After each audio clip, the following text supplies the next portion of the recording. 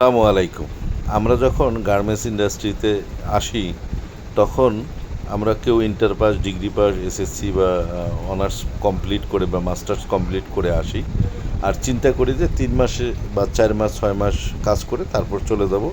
সরকারি চাকরি করব, ভালো চাকরি করব, ব্যবসা করব, বিভিন্ন জায়গায় এস্টাবলিশড হব। কিন্তু সময় খুব নিঃশব্দে চলে যায়। দেখতে দেখতে ৬ মাস, ১ বছর, ২ বছর, ৫ বছর, আর এই এক সময় দা গিয়ে দাঁড়ায় ৩০ বা ২০ বছরে। কিন্তু তখন একটা প্রশ্ন সামনে আসে। আসলে আমরা এতদিন কি শিখলাম, কি করলাম, কোথায় পৌঁছালাম? কোনোটাই তো হচ্ছে না।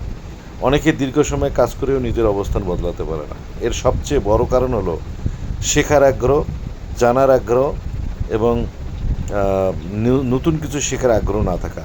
গার্মেন্টস শুধু একটা চাকরি না, এটা একটা বিশাল ইন্ডাস্ট্রি, বিশাল এলাকা।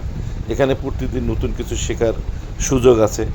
নতুন মেশিন, নতুন প্রসেস, নতুন জায়গা, নতুন দায়িত্ব এবং নতুন কিছু শেখা।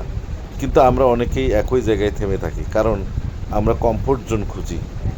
আর সেখান থেকে বের হতে চাই না। আমরা ভাবি এই তো কাজটা যা পারি তাতেই যথেষ্ট, এতেই চলবে। কিন্তু বাস্তবতা হলো যে শেখা বন্ধ করে তার উন্নতি সেখানেই থেমে যায়। আপনি যদি প্রতিদিন একটু একটু করে শেখেন, নতুন কিছু শিখতেন, সুপারভিশন, কোয়ালিটি ম্যানেজমেন্ট বা টেকনিক্যাল স্কিল, তাহলে আজ আপনি অন্য জায়গায় থাকতে পারতেন। আর সময় কখনো থামে না, কিন্তু আপনি চাইলে আপনার অবস্থান বদলাতে পারেন।